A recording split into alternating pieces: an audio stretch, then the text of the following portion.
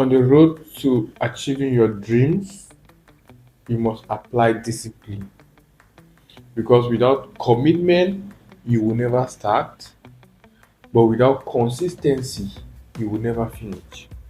You might have been committed to start something this new year. You might have been committed to start the gym.